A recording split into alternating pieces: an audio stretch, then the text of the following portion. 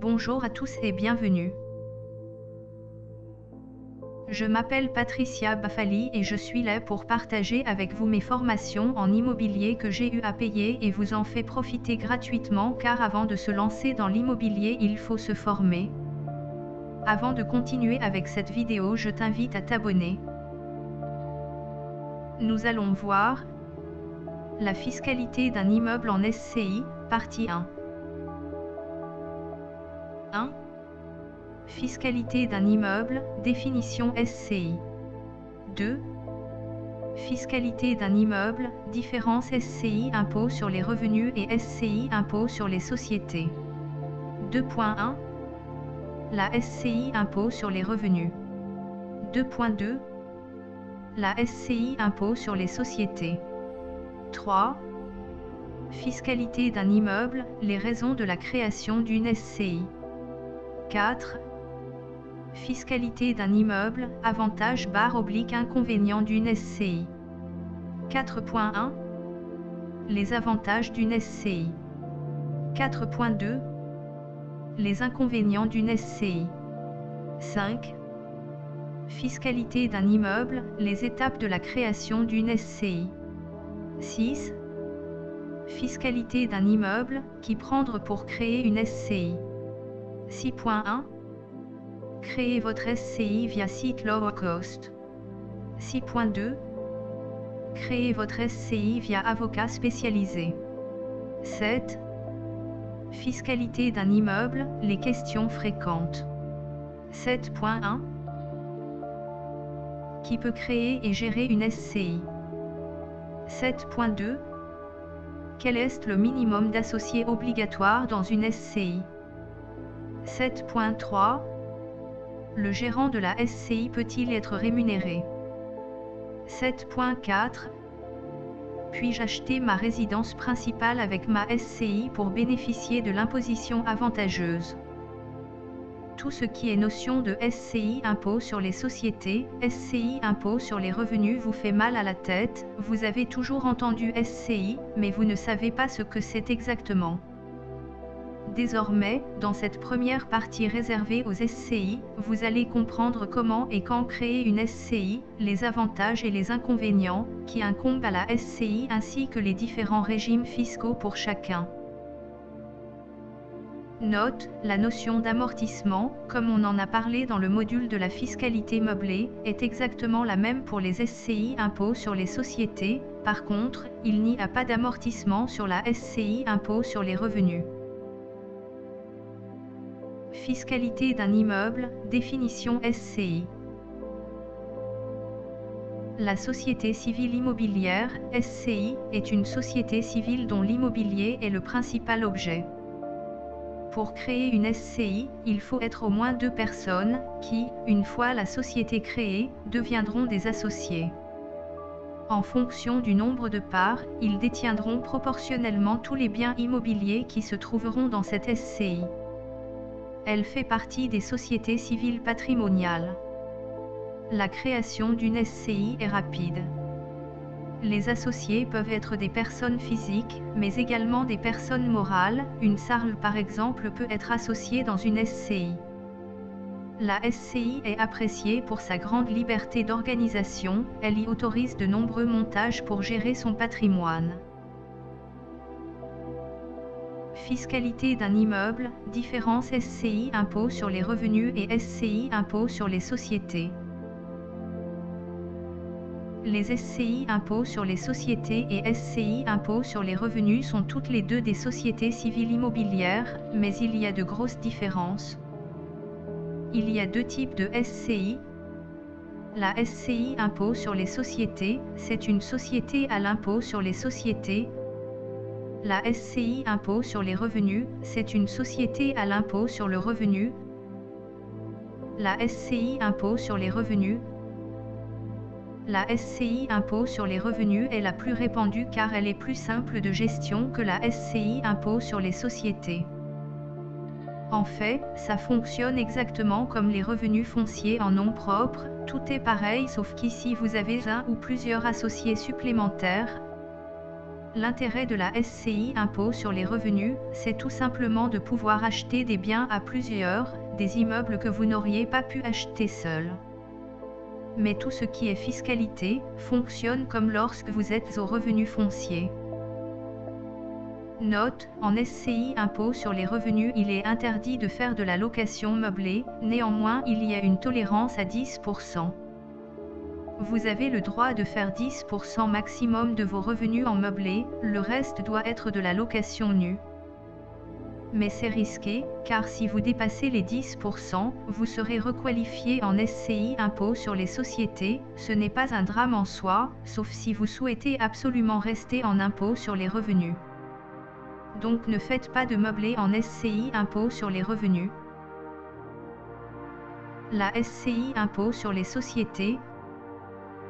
La SCI impôt sur les sociétés est une vraie société, au sens que vous avez une vraie comptabilité à avoir, des assemblées générales à tenir tous les ans, un bilan annuel, bref une vraie gestion de société en fait. Vous serez imposé sur les dividendes après avoir payé l'impôt sur les sociétés. Fiscalité d'un immeuble, les raisons de la création d'une SCI. Une SCI, ça ne se crée pas parce que c'est stylé, parce qu'on voit des gens créer une SCI, on va pas se dire, tiens moi aussi je veux en créer une. La SCI, ce n'est pas la solution à tous les problèmes qu'il y a dans l'immobilier. Je vois souvent des questions passer, du style, je vais acheter un appartement, faut-il que je crée une SCI ? Cette question est absolument inutile, elle ne veut rien dire. On crée une SCI en fonction de beaucoup de critères. Ai-je un associé ? Est-ce que je veux garder ce bien sur le long terme ? Est-ce que je veux léguer ce bien à mes enfants ? Est-ce que je veux récupérer du cash avec ce bien ? Sachez déjà que selon moi, créer une SCI pour un seul appartement, ce n'est pas intéressant financièrement parlant, puisqu'une société ça a beaucoup de frais supplémentaires par rapport à lorsque vous êtes en nom propre. La création d'une SCI a notamment un coût. Publication d'annonces légales égale environ 150 à 250 €. Dépôt au registre du commerce égale environ 40 €. Frais divers égale environ 50 €. Les frais du site si vous prenez un des statuts tout fait égale environ 200 € ou les honoraires si vous passez par un avocat pour les statuts égale environ 1000 à 2000 €. Puis, tous les frais nécessaires que vous payerez durant toute l'année avec cette société pour les frais de fonctionnement. Les principales raisons qui font qu'on crée une société civile immobilière est de permettre de préparer la transmission de son patrimoine immobilier à sa famille, enfants, femmes.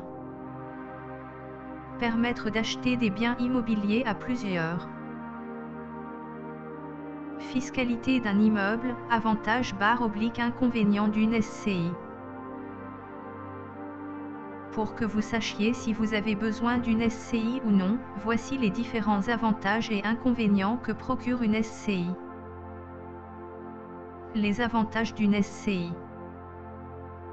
Simplifier la cession de ces biens immobiliers. Il faut savoir que si vous êtes en nom propre et que vous souhaitez léguer vos biens immobiliers à vos enfants, vous aurez des droits de succession à payer qui peuvent aller de 5% à 45% en fonction du montant du patrimoine à léguer. Alors qu'en SCI, il vous suffira de céder vos parts sociales à vos enfants, ainsi, les frais de cession seront moindres. Pour la création de la société, vous pourrez mettre par exemple 49% pour vous, 49% pour votre femme, et 2% pour votre enfant, ainsi, il sera déjà associé. Une SCI, c'est assez souple, on peut y faire de nombreux montages. L'investissement initial peut être très bas. Le cadre légal est peu contraignant. Si on veut investir dans des projets plus gros qu'on ne pourrait pas faire tout seul, il est important de s'associer, ainsi, plus vous serez nombreux, plus vous pourrez acheter de gros projets. Ainsi, vous aurez plus de cash à investir et les banques prêteront plus facilement à 3 investisseurs qu'un seul puisqu'elle va mutualiser les risques. Si vous achetez un bien avec peu de travaux en nom propre, vous serez énormément taxé, puisque vous aurez peu de charges à déduire de vos loyers. Par contre, en SCI impôt sur les sociétés, l'imposition est beaucoup plus intéressante pour un bien sans travaux, on verra les chiffres de la taxation plus tard. Les inconvénients d'une SCI. Les coûts de structure ne sont pas négligeables et les démarches sont contraignantes comme toute création de société en France. Avoir une comptabilité rigoureuse. Vous avez une société, vous devez d'avoir une comptabilité professionnelle, pour la SCI impôt sur les sociétés. Pour la SCI impôt sur les revenus, il faut une compta très sommaire. Les obligations administratives comme le fait de faire des assemblées générales obligatoires chaque année. Le gérant doit convoquer les associés une fois par an pour établir un PV d'assemblée générale qui doit être consigné dans un registre. Il faudra également établir un bilan tous les ans. Sortir l'argent de sa société, SCI impôt sur les sociétés, est très coûteux. Si vous souhaitez prendre de l'argent de votre société, vous serez doublement imposé, une fois avec la société et une fois sur vos revenus perso, on en parlera dans la partie 2. Pour la SCI impôt sur les revenus, c'est la même imposition que les revenus fonciers. Fiscalité d'un immeuble, les étapes de la création d'une SCI. Pour la création d'une SCI, il y a 3 étapes principales. La rédaction des statuts, qui indiquera plusieurs points importants comme l'identité des associés, l'objet de la société, son capital, la répartition des parts de chaque associé, les pouvoirs qu'auront chaque associé. Une fois les statuts rédigés, la SCI doit publier les informations la concernant dans un journal d'annonces légales. Il y aura des informations comme la dénomination sociale, le capital social, l'identité de tous les gérants. Pour info, n'importe quel journal d'annonces légales est accepté, le moins cher impôt sur les revenus a très bien. Une fois que les démarches précédentes ont été réalisées, le tribunal de commerce inscrit la SCI au registre du commerce et des sociétés, vous recevrez ainsi votre cabis, prouvant officiellement la création de votre SCI. Fiscalité d'un immeuble, qui prendre pour créer une SCI. Comme pour le choix d'un comptable, vous avez le choix de créer votre SCI via des services en ligne qui ont des tarifs très compétitifs, ou des personnes en réel qui vous guideront et vous conseilleront comme des avocats spécialisés. Créez votre SCI via site low cost.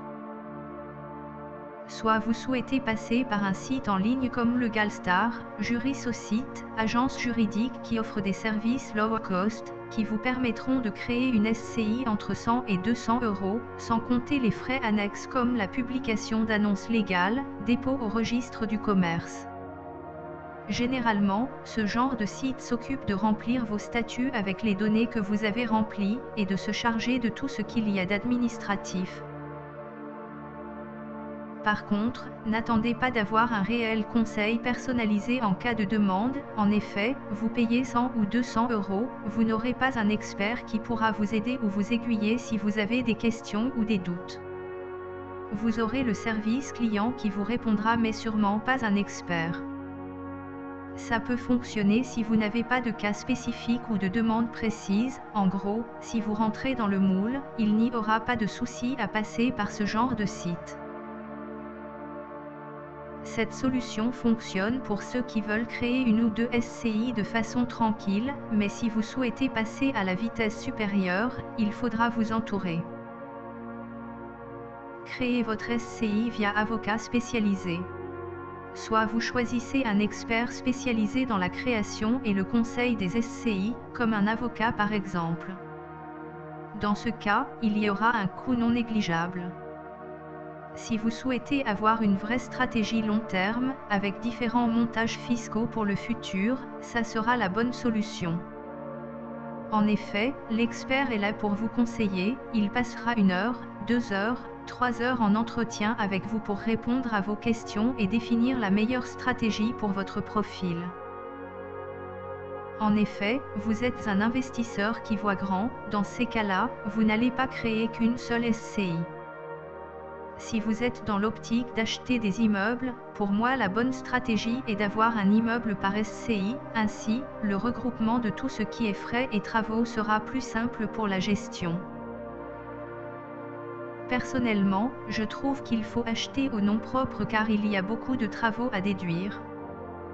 Si demain, je trouvais un bien intéressant sans travaux, je l'achèterais via une SCI impôt sur les sociétés afin d'avoir moins d'impôts. Je passerai par un expert afin qu'il définisse la stratégie à avoir. Fiscalité d'un immeuble, les questions fréquentes. Qui peut créer et gérer une SCI? Il faut être majeur ou émancipé, ne pas être sous tutelle. On peut être une personne physique ou une personne morale. On ne peut pas être en interdiction de gérance. Quel est le minimum d'associés obligatoire dans une SCI? Il faut obligatoirement un gérant minimum pour être dans une SCI, mais il faut être au moins 2 associés. Si vous souhaitez investir seul, mais avoir une SCI, vous pouvez par exemple y mettre votre enfant à 1% et vous à 99%, le but est d'avoir au moins 2 associés. Par contre, il n'y a pas de maximum, vous pouvez être 5, 10, 50 associés dans une même SCI. De plus, il faut savoir qu'il peut y avoir plusieurs gérants dans une SCI, on parle alors de co-gérants. Si chacun des associés a le même pouvoir, indiqué dans les statuts, lors de la création, il faudra donc l'accord des 2 gérants pour prendre une décision sur la SCI, car chacun des gérants peut s'opposer à l'autre gérant. Le gérant de la SCI peut-il être rémunéré? Ce n'est pas courant, mais oui c'est possible, c'est lors de la création des statuts, qu'il faudra définir la rémunération. Puis-je acheter mon résidence principale avec ma SCI pour bénéficier de l'imposition avantageuse? La grande question qu'on voit souvent. Tout ce que vous payez comme travaux charges avec votre SCI est donc déductible, vous bénéficiez d'avantages fiscaux, il est donc formellement interdit d'acheter sa résidence principale avec une SCI. En effet, pour sa résidence principale, il est interdit de déduire les travaux et charges de ses impôts. Ça s'appelle de l'abus de biens sociaux. Si vous achetez votre résidence principale en SCI pour en mettre une partie en location, c'est borderline, le mieux sera de demander à un avocat spécialisé.